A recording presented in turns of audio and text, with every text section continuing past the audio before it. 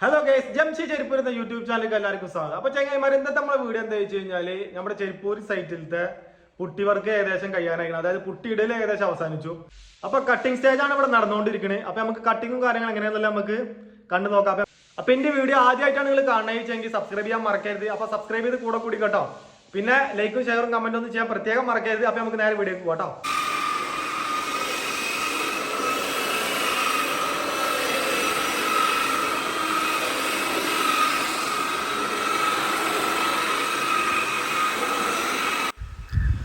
അപ്പോൾ നമ്മൾ 150ന്റെ പേപ്പർ ഇട്ടിട്ടാണ് മിഷനിൽ കട്ട് ചെയ്യുന്നത് കേട്ടോ.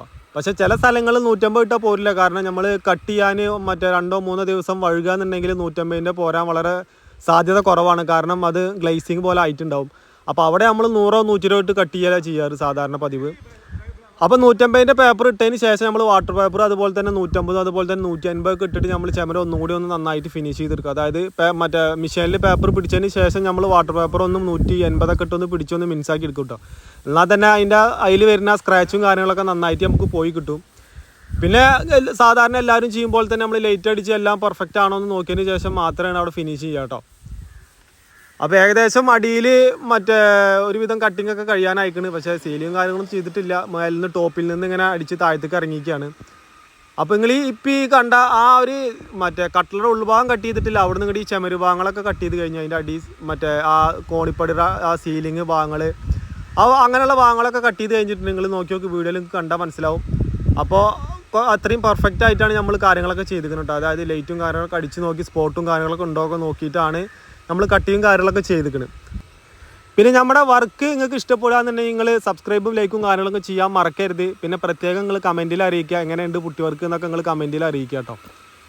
അപ്പോൾ നോർമലി ഞാൻ എന്താ വെച്ച് കഴിഞ്ഞാൽ നമുക്ക് മിഷീനോട് ചെയ്യാൻ പറ്റുന്ന ഭാഗങ്ങളൊക്കെ ഞങ്ങൾ മിഷീൻ ഉപയോഗിക്കുന്നുണ്ട്. കാരണം നമുക്ക് കറക്റ്റ് ലെവലായി കിട്ടാൻ ഏറ്റവും ബെറ്റർ മിഷീനാണ്. അപ്പോൾ അതിന് ശേഷം മാത്രമേ പേപ്പർ ഉപയോഗിക്കുള്ളൂ. അപ്പോൾ അങ്ങനെ പേപ്പർ ഉപയോഗിച്ച് കഴിഞ്ഞിട്ടുണ്ടെങ്കിൽ നമുക്ക് എന്ത് കിട്ടും, അത് അത്രയും പെർഫെക്റ്റ് ആയിട്ട് കിട്ടും. അതുകൊണ്ട് മാത്രമാണ് അങ്ങനെ ഉപയോഗിക്കുന്നത് കേട്ടോ. പിന്നെ മിഷീൻ മാത്രം 150ന്റെ പേപ്പർ ഇട്ട് ഉപയോഗിച്ച് കഴിഞ്ഞിട്ടുണ്ടെങ്കിൽ നമുക്ക് ഒരിക്കലും അത് ക്ലിയർ ആയി കിട്ടില്ല. കാരണം എന്തായാലും അതിൽ സ്ക്രാച്ച് ഉണ്ടാവും. അപ്പോൾ നമ്മളൊരു 180ന്റെ വാട്ടർ പേപ്പറൊക്കെ ഉപയോഗിച്ചിട്ട് ഒന്ന് ഫിനിഷ് ചെയ്ത് എടുത്തു കഴിഞ്ഞാൽ ഒന്നുകൂടി ബെറ്റർ ആയിരിക്കും. ഇപ്പോൾ നിങ്ങൾ കണ്ടുകൊണ്ടിരിക്കുന്ന ആ സീലിങ്ങും അതുപോലെ തന്നെ ആ ചുമരും ഇങ്ങനെയുള്ള ഭാഗങ്ങളൊക്കെ ഇപ്പോൾ ഓൾറെഡി കട്ടിങ് കഴിഞ്ഞിരിക്കുന്നു കേട്ടോ. അപ്പോൾ ഇനി അങ്ങനെ കട്ട് ചെയ്ത് നേരെ ഹാളും കാര്യങ്ങളൊക്കെ കട്ട് ചെയ്ത് ഇറങ്ങാൻ പറ്റുകയാണ്. മുന്നേ നിലയുള്ള ഭാഗങ്ങളൊക്കെ കട്ട് ചെയ്ത് കഴിഞ്ഞ് കഴിഞ്ഞാൽ റിസ്ക്കും കാര്യങ്ങളൊക്കെ ഒഴിവായല്ലോ. അപ്പോൾ അങ്ങനെ ചെയ്തതാണ്.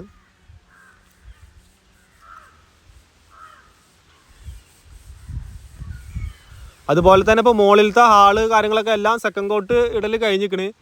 അതുപോലെ തന്നെ നമുക്ക് ഹൈറ്റ് വരുന്ന ഭാഗങ്ങൾ മാത്രമാണ് ഇപ്പോൾ കട്ട് ചെയ്ത് ഇറക്കിയിട്ടുള്ളത്. അപ്പോൾ ഇവിടുന്ന് അങ്ങോട്ടും അതുപോലെ തന്നെ കട്ട് ചെയ്ത ഭാഗങ്ങളാണ്. ആ ഭാഗങ്ങളൊക്കെ കട്ട് ചെയ്ത് നേരെ താഴത്തേക്ക് ഇറങ്ങിക്കണ്. ഇനിയിപ്പോൾ അടിയിലുള്ള മറ്റേ ഹാളിൽ കുറച്ചുണ്ട്. അതുപോലെ തന്നെ റൂമും കാര്യങ്ങളൊക്കെ ആണെങ്കിൽ ബാക്കി കട്ട് ചെയ്യാനുള്ളത്.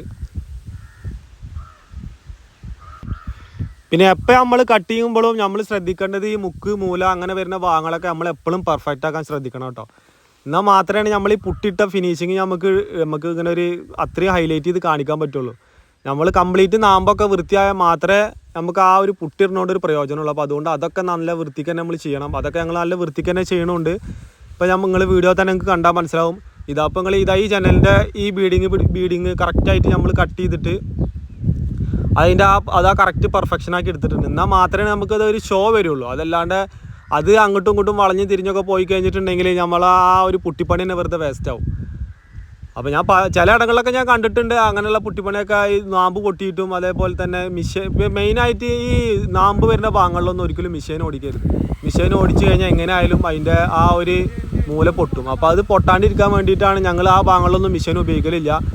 അതായത് നോർമലി ചുമരുകളും മാത്രം ഉപയോഗിച്ചിട്ട് ഈ കട്ടിങ് വരുന്ന ഭാഗങ്ങളൊക്കെ ഞങ്ങൾ കയ്യിൽ പേപ്പറിൽ വൃത്തിയാക്കലാണ്. അപ്പോഴാണ് അത്രയും പെർഫെക്റ്റ് ആയിട്ട് കിട്ടുള്ളൂ.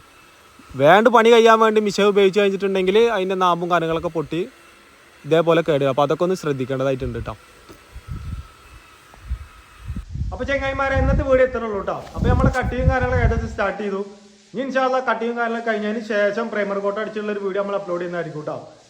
അപ്പോൾ എല്ലാവരും സപ്പോർട്ട് ചെയ്ത് കൂടെ കൂടി കേട്ടോ. അടുത്തൊരു വീഡിയോ ആയിട്ട് നമുക്ക് പിന്നെയും കാണാം. ബൈ.